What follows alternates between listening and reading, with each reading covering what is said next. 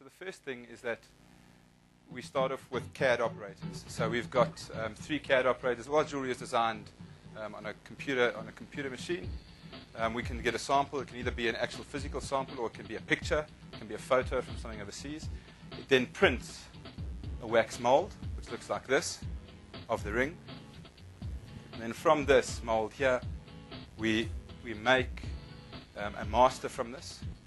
And we've got about 4,000 different molds that we've made, which if you rank up the sizes and the different ring configurations or stone configurations, about 12,000 items. That's the master mold that she's using there, the plastic one from which she extracts when we start to produce it. She'll make 20 or 30 of these. And from there, she attaches them to something like this, which is what we call a wax tree. Depending on the stone that we're setting, if it's a diamond that can withstand the heat of about 1,000 degrees Celsius, we also set the stone into this wax effigy at this stage. From here, this gets inserted, and we then take this and we fill this with, it's called a plaster of Paris for want of a better word for now. We fill it with plaster of Paris under vacuum, and the reason that it's spinning there, so it takes all the bubbles out, so there are no air bubbles inside it. We then take this item and we bake it. Naturally, what happens when this is in the oven and it's baked, all the wax melts.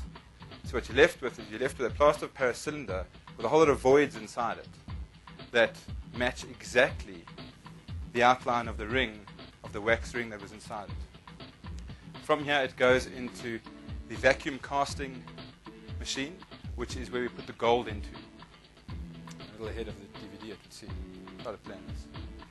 But it goes into the vacuum casting machine, where gold is now melted at about 1,000 degrees Celsius, and it's sucked into here under vacuum. Now, the difference between sucking under vacuum and simply pouring it in is under vacuum, the consistency of the gold content is a lot more stable because you don't get air bubbles or anything like that. So what you have then at the end of it when it's taken out is you have plaster of Paris with a whole lot of holes that have now filled with gold. We then simply wash the plaster of Paris off, and what you're left with are some gold trees with a whole lot of rings on them. And from here, and remember, like I said, it could have the stone set in it or not. From here, it simply gets cut. We've got what the guy's doing there, and they get finished. Incidentally, when gold comes out, it's actually quite dull. It's quite grey when it comes out of there. And we then take this, and depending on the finishing that's required. So all our jewelry is made in a casting facility and then is hand finished. Last year, we set about 450,000 stones in jewelry that we made during the course of the year. We don't only make rings. We can pretty much make anything, as long as it's not hollow. What dictates whether we make it or not is whether we can import it at a cheaper price or not. So silver, for example, we can use silver. We can make silver, but it's much cheaper to import it. And similarly, we don't make chains, mainly because of the tooling and there's some economies of scale, which we don't have, doing it only for ourselves. So a lot of jewelers use a very similar mechanism of making jewelry. But I think what's important about this is that from the perspective of the value that this adds to our business is, number one, we maintain, and this is why we got into the segment and we got into it via NWJ, that being vertically integrated does present a competitive advantage in relation to the other 3 big competitors around. Put that in perspective, there's 4 big competitors: Galaxy, ourselves, American, Swiss, and Stearns. We're the smallest by numbers of stores with 79 outlets. The next biggest chain has got 20 outlets. We're the only ones that compete within a sort of strong value sector, LSM 6 to 10, but really LSM 6 to 8 is where the bulk of our consumers come from. So the reason that the vertical integration gives us a competitive advantage, but allows us to pass value on to consumers. I often say that we democratize jewelry. NWJ were the first guys to put together a 35% discount 10 years ago, which is now pretty commonplace. Everything always at 35% off. So, if you buy a ring at NWJ and you buy another one at Upmarket Jeweler, you're probably going to pay more. And who here has bought a ring from NWJ, by the way? Go figure. I didn't figure there's been many people. Now, I hate to tell you, but if the ring is the same, and that is a 1 carat center stone with 0.62 carats of diamonds in the shank, and it's 18 karat gold, is that if you paid more, you paid for this. Now you're going to go, there's no way. The quality of the other guy is better. I'm sure of that. Do you know that NWJ is the only manufacturing facility in the country whose gold content is validated by the SABS? Your 9-carat ring may not be. We're the only manufacturing facility in the country that has that. Similarly, those certification certificates that you get on the letterhead of the company, ours are all done independently by the European Council. There's substantial difference to that. So certainly, quality doesn't matter. So unfortunately, I am right when I say that it is the box. There's some styling, but I'll come to that. And that is part of what led to the repositioning of, or us wanting to reposition the NWJ brand, because the box just actually wasn't cool enough.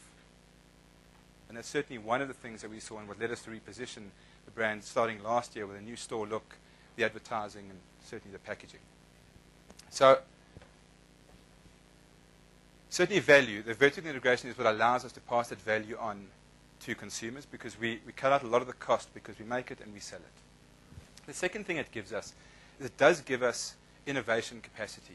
And you've got to understand the reason that in December we did substantially better than our peers is not because we were clever. It's because we were lucky enough to be able to, we weren't committed to our December jewelry in June.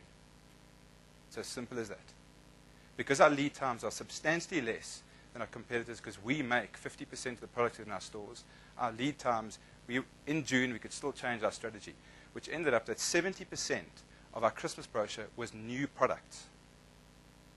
And the majority of it was silver, which is what consumers wanted. And that's why our December sales were so good. So the fact that we make it, the average lead time at the moment is about 12 months for a December showing. In February already, our competitors had already placed their orders for December. We're only placing our orders at the end of June. Today, we're actually doing our Christmas showing in Durban, which is why Duncan, the CEO of that division, couldn't be here, to our franchisees who then place orders with us. And then as far as the styling goes, you guys may remember, that looks similar. We use outside influences to dictate some of our styling. That's a version of the original Szymanski ring.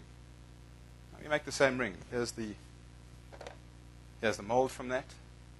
We make the same ring. So as far as styling goes, unless you're having something that you've designed yourself, we still design everything the same way that a lot of smaller jewelers do, by the way.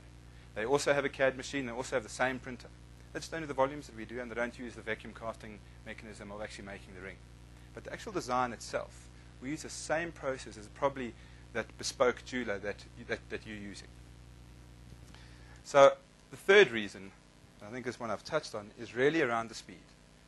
Because we own 50%, or we manufacture 50% of the products that our stores sell, we have the ability to produce something quickly. So last year in Christmas, one of our competitors had an item in his Christmas brochure. Within 2 weeks, we had a similar item out at a cheaper price in our stores. And that's because we control it. If you don't control it, you can't do it. There's no way you can get that turnaround. So certainly from a competitive advantage, and this is really why we believe that we can become the defining company in the jewelry segment. The first reason is being vertically integrated. The second one is because we franchised. Of the 79 stores that we have, about 20 are company-owned, the balance are franchised.